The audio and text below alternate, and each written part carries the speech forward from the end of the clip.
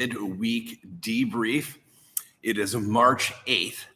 Funny little background story. So the week before, so the final week of February, we didn't have anybody in service because of weather. We were only online. And so there, I guess, were some things that happened, like cords got moved or whatever.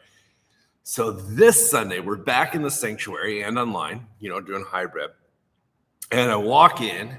I'd been downstairs for Sunday school at 9:30, and we migrate up here about 10:15. But we had been in this really good conversation, and so we come in to the service from Sunday school, and the projectors aren't working. Hi there. Hi. I'm just explaining that when we came up from Sunday school on Sunday to get ready to turn everything on, that the projectors weren't working. So I was scrambling around at the beginning of the service in order to get whatever was going on with the projectors. And normally there's one thing that's fairly predictable when the projectors aren't working.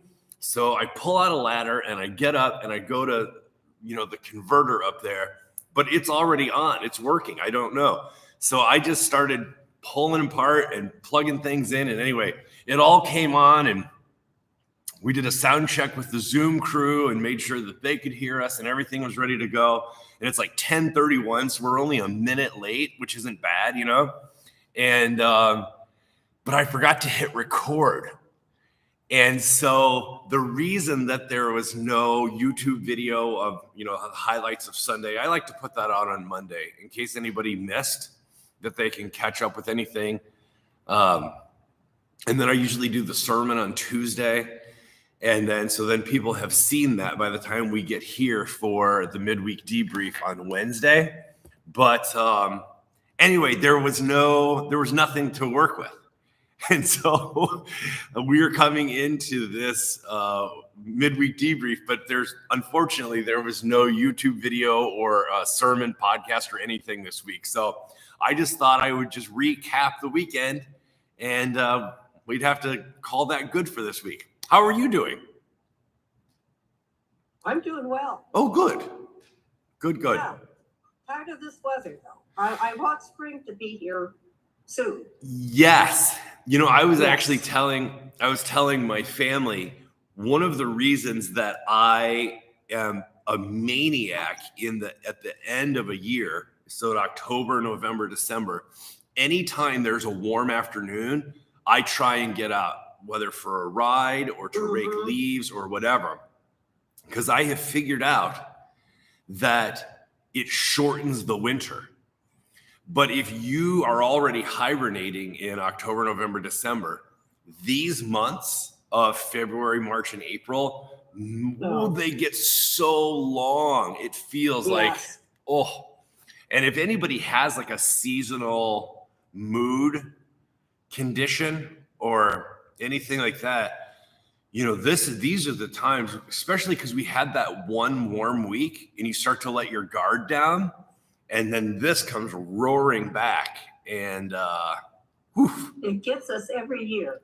every year. We never learn. That's true. I was actually talking to a buddy of mine who's a farmer, and he said that every year of farming right now is sort of an experiment because it's not as predictable as it used to be. He's a lifelong farmer, but the last 5 years it's not predictable anymore. Is he here? Yeah. In Oregon? Yeah. What does he grow? Oh boy. They basically live with the land. I mean, it supplies nearly everything they need. So they, do root vegetables like potatoes and yams and stuff, and corn and beans but they also. Does he sell it? Is that his main source of income? Well, they do. They have a seed company, and so they do grow that stuff. But they also, they cook big meals. They have a family, and they actually have an education center. And so they cook big meals because they often have people out there learning how to do it. Yeah. It's like That's interesting. yeah, there's a whole community around it. It's really beautiful. But yeah, I'm always asking them. I mean, so like they have a work party the last Saturday of every month, and they actually had to cancel February's because of weather. They just yeah. I mean, so it's got to be pretty bad to cancel a work party, because when people come out to do that, I mean, that's how they get everything done. So the three things, yeah, it is a lot of work. So the three things from this weekend, I just thought that I would recap that I thought were interesting, at least from where I was sitting. One is I introduced, using Matthew chapter 10, that phrase that Jesus used to be wise as serpent and gentle as dove. I just find that phrase fascinating because I don't know if everybody visualizes the same thing that I visualize, or if it's as good of imagery, but I find it very evocative, very provocative, as an admonition from Jesus to say, like, when you're out in the world, be this way. And he said, if you find a place that will welcome you, leave your peace there, shalom.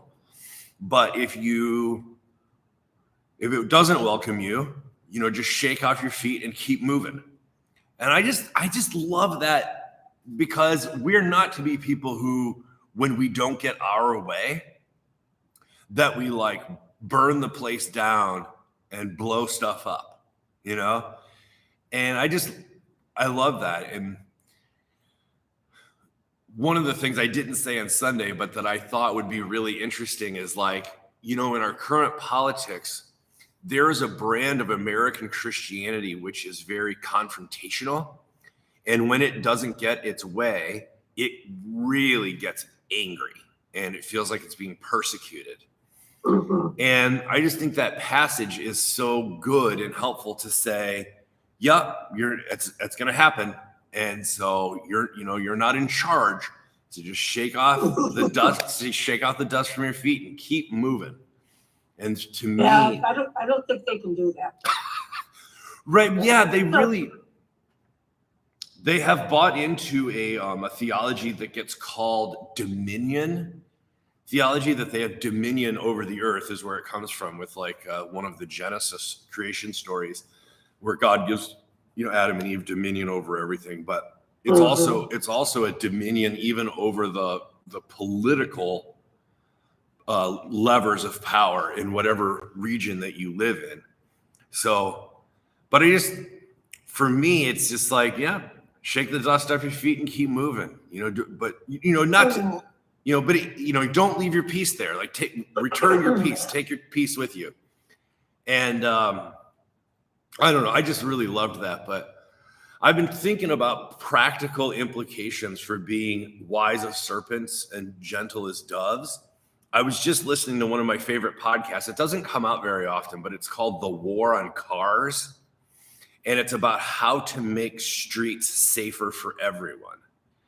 And I just think it's a fascinating, idea. And I love the conversations they have. And they were just talking about, safety on the streets for children and for women and for bikes and for everyone to share a street, so that the street's for everyone. And it's funny to me that, though, and they're not religious or anything, but like, they get so upset at car dominated streets and safety. And I get it, especially when they're, you've lost people to traffic violence, but it's good for me sometimes to hear groups who, like, when they get upset, because it reminds me that it's not just religious folks that get upset when they don't get their way, And so this thing of getting your way, but I love that Jesus says, take your peace with you. So Jesus isn't asking us to be overly kind, to leave our piece where it's not wanted. He said, no, you can, if somebody's not going to receive it, just take it back and keep moving. So I find that stuff fascinating, but this idea of being wise as serpents and gentle as doves, for me, one of my many illustrations, not just politically and relationally and pastorally, but is when I'm on a bike, when somebody doesn't see me, even though I am enormous on a bike and I'm in orange and blue, like I'm trying to be as visible as possible, and I'm perched way up my bike. You've seen my bike, it's huge. And I'm sitting up on top of it. Like I have flashing lights. I have multiple red lights on my back. I have multiple white lights on my front. How someone doesn't see me, I have no idea, but they don't. So I need to be the one who's watching for them. If they're not watching for me, I watch for them. So being wise as a serpent, and to say, like, I'm trying to make myself as visible as possible, but not everyone's going to see me. So that's being wise as a serpent. Right. But then when somebody, driving. yes. And then when somebody doesn't see me, to be as gentle as a dove, to say like sometimes somebody will look up and will be truly horrified that they almost hit you. And it's at that point, you don't slam your fist on the hood of their car and scream at them, and which I've seen stuff like that. But for me, it's more like, hey, you got to pay attention. Like, you're inside an armor box and I'm not. So please, like, keep your eyes open, So that's just. So I have a question. Wise as a serpent. Yeah. Where does that come from? I mean, are serpents considered wise always? That is a great question. That's such a good question. So like in Genesis, the serpent is given that role of like asking, did God really say that? Right, to Adam and Eve? So I wonder if in that Middle Eastern culture, if serpents is that like, how we have different characters, like Wiley is a fox, right? So we think foxes are really creative and troublemakers.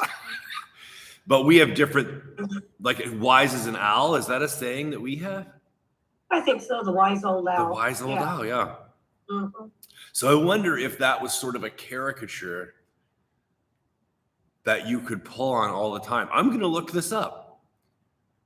Okay. Yeah. You know what's funny? On Wednesdays, we have Bible study at night, and they always ask me some question. Like as much prep as I do, they're always going to ask me something I don't know. I mean, every week without exception. Mm-hmm. So this we didn't have Bible study because of the weather last week. So this will be my homework for the week. So when I'm doing my prep this afternoon, I'm going to look up if snakes are always considered wise or clever. That's a good one. Because around here, people are often scared of snakes. Yeah. One of my favorite stories about, the whole nature and nurture thing about experience, and people are always trying to figure out what's what. And like, if you inherit stuff in your DNA, like, do you have wisdom that you haven't acquired through experience, but it came to you, or was that passed down or whatever? I had 2 basset hounds when I lived in upstate New York. And one time I was taking them for a hike, and the one I had, for her entire life. So I know that as far as I'm aware, she had never seen a snake, knew nothing about snakes.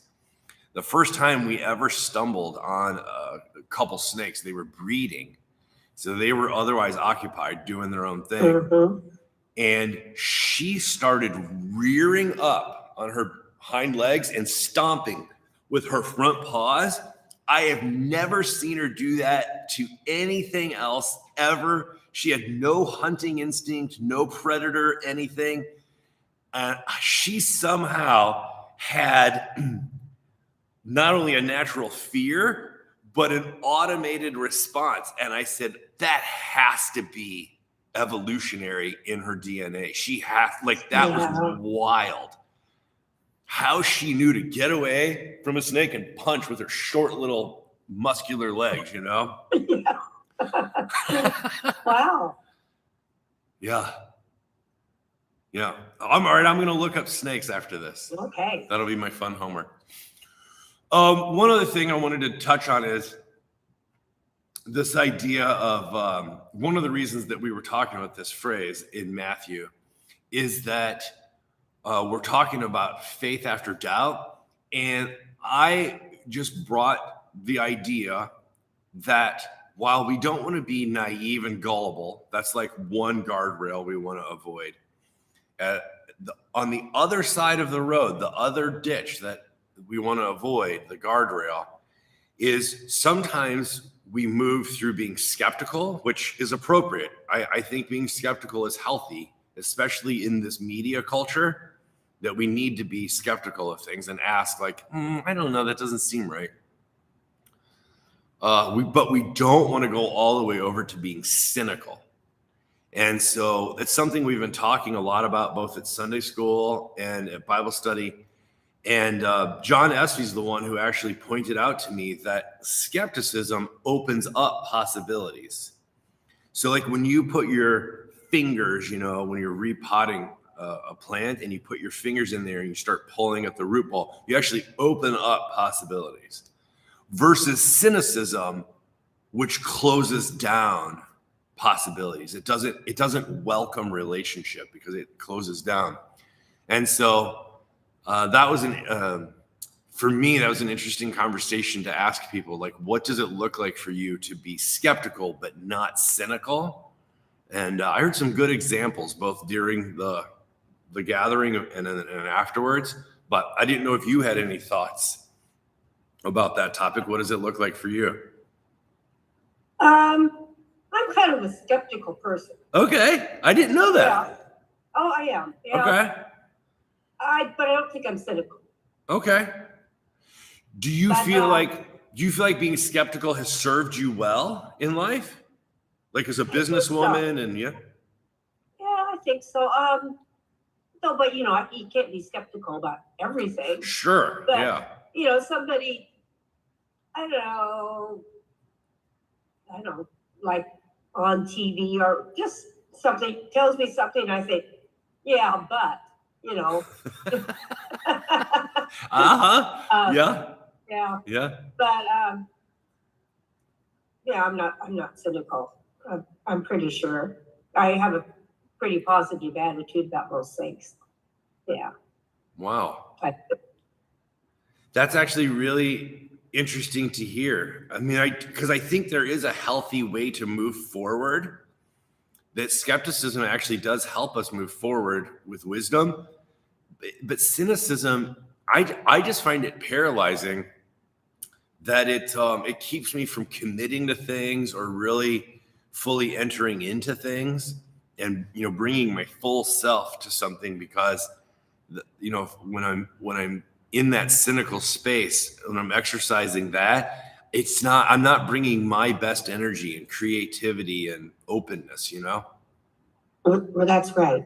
I think one of my brothers was pretty cynical. Yeah. Yeah. I have a sibling that I would call cynical. I won't say who. That's funny. So the last thing that I wanted to touch on as far as the recap goes is that at Sunday school this week, we're always at least 1 week ahead in Sunday school from what we're doing in the gathering, the worship gathering. And we were talking about how complex things are. And yes. I had planned to bring some examples of how complex, but I always give first option to the group that's gathered, because the whole point in brainstorming is to crowdsource, to work together. Mm-hmm. So I asked them if they have any examples. If I say things are complex, is there anything that comes to their mind that, illustrates that? And man, they had some good examples. But one of the funny things is I always like in our little congregation when people don't agree. And I know that sounds weird, but because there is so much agreement and, thoughtfulness on issues, sometimes it's really good to have a little bit of a contrary point of view. And but sometimes it's just a personality thing. Like we have one person who in our group always tries to play devil's advocate, and that's fine. And they've really gotten good at playing that role. This was not a general disagreement. There were multiple perspectives of this issue in the room, and people were quite passionate that other people didn't understand the whole picture. And it was the perfect tone for me of saying, like, yeah, this is why I think people are nervous about how complicated or complex things can be, because it can get quite animated. When you feel like somebody has a strong opinion about something, but they don't understand this other part of it. So I'm trying to figure out how I'm going to represent that view on Sunday when I present the idea during the sermon, to try and say, like, I get the attraction of simplifying things, and I understand the people's nervousness about complicating things, because when they're complicated, like, it really can feel frustrating or agitating that you don't have all the information and that decisions are being made and opinions are being formed without all of the right data. So I actually understand why people want things, whether it's from their politicians or their preachers, that people want things simplified and boiled down and easily understandable. Like, I get the attraction of simplicity. Well, yeah, you could oversimplify things and not get all the nuances and all. If you oversimplify it, there's probably a whole bunch of things you might have left out. Yeah. That are important. Which is dangerous in a different way. Yeah. When things are too simple, it can be really dangerous, because you haven't accounted for, right, the bigger picture.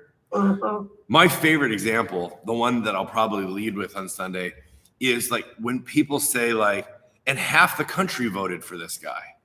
And I'll say, no, they didn't. A quarter of the country, more than half the eligible voters didn't vote. So we don't have a 50-50 split, right? We have a 25-25-50 split. And when we don't account for that other 50, I mean, that's part of why our politics are such a mess, is that we're not, right? Our government right now isn't functioning for the common good. It's playing a game against the other team, like to own the libs, right? Or to whatever it is. So when people, when we present things in a simple binary of Republican or Democrat, it actually paints not just an incomplete picture, it actually paints a false picture that doesn't actually account for the majority of Americans. So that's always my big illustration of just how framing something as a simple binary can actually be really unhelpful and sometimes really hurtful. So, right. But the world is a complicated place, and I'm sure always has been. Yeah. Hey, is there anything about this past weekend you wanted to chat about? Oh, I can't think of anything particular. No. I always like to ask. Yeah. I was hoping, let's see, what day was really good? Sunday, and I was busy all day Sunday, and it would have been the day for me to get out in my yard. I always feel a lot better if I can get outside, but I didn't do it. I know that feeling. I actually, I went down to my storage unit and I got out my leaf blower and my rake, and I had this ambitious plan that in that window where it wasn't raining or snowing, that I was gonna move all of the leaves to, like, make space so that when the sun comes out, the grass, and like I wanted a good start to the spring. And that stuff has been in my entryway for like 2.5 weeks now. Yeah. And I keep meaning to do it, and I end up doing other things, even though I know the fresh air and the hard work would be really good for me. I end up doing other things. Well, you get out a lot though, riding your bike, even in the bad weather, don't you? Yeah. I'll tell you, one of the best things I've done this year is I've committed to biking to work and home. So commuting whenever I don't absolutely need a car. So if I don't have a midday appointment or something I really need to do, then I ride every day that I can. And man, it has really been one of my best things I've done this year, because you end up riding a lot more days than you don't ride. You commute more than you don't. And it's just, my body feels better, my mind feels better, my emotions feel better. It really does help. It does, yeah. Yeah. Absolutely, getting out. I mean, I don't ride a bike. I should get back into that, but just to get out, work in the yard, take a nice brisk walk. I mean, it's just amazing what it does for you. Yeah. Well, we also got that puppy at the end of the year, and you have to walk a dog. So I find myself out even when I don't want to be out. I have to, she doesn't know that it's raining. She just wants to run. And so to get out, I find myself that I'm out a lot more than I used to be. Oh, I bet. Yeah. Yeah, she's a cutie. And She is. Is she really energetic? Well, in the first half of the day, she starts with fully charged, and that she slowly wears down as the day goes on. So it's pretty funny. And how old is she? She's like 9 months. Oh, yeah. She's really young. Yeah, she's really young. Aw. Well, I'm glad you tuned in today. It was nice to chat a little bit. Well, nice to chat with you. Yeah. Yeah. All right. I didn't, usually on Wednesdays I go with my walking right. group, but I got other things to do. I've got to work on my taxes, which, so I didn't go today. So I thought I'd tune in. I dropped off my taxes last week. I don't do my own taxes anymore because clergy taxes have gotten really complicated. I don't do mine either. Yeah, so I dropped them off last week. Did I tell you what happened last year? It was really funny. So normally we get a very predictable amount of money back on our taxes. It's not a lot, but it's predictable. And last year, somehow in my mind, so during COVID, my wife's practice, a lot of people went to online therapy. And so her practice really picked up. And I thought we were going to get a much bigger return last year because we made more money. And I did not realize that we went to a different bracket.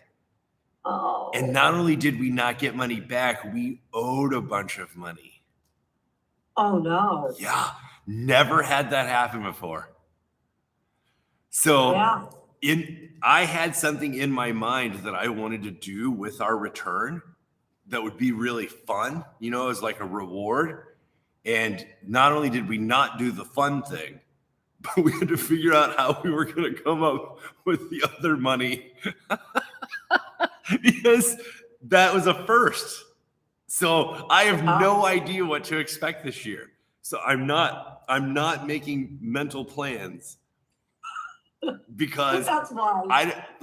honestly, if I could go back to getting the small predictable amount, I would take it.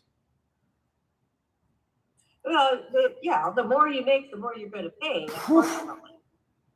So I don't know that we crossed over the threshold again this year, so we'll have to see. But man, that was a shocker. Lesson learned, I'll tell you that. Don't spend money you don't have. Yes, that's absolutely right. Because sometimes when you think like, oh, I'm gonna get that check, and in your mind you already know where it's going. Whew. Yeah, you've already spent it. Well, I hope your tax prep goes well today. They sent me. I have my old accountant, unfortunately retired, and so I've got a new one that she referred me to. Okay. But they send me this big workbook I have to fill out. Oh. Oh yeah, it's like I do most of the work before I send it in. Yeah.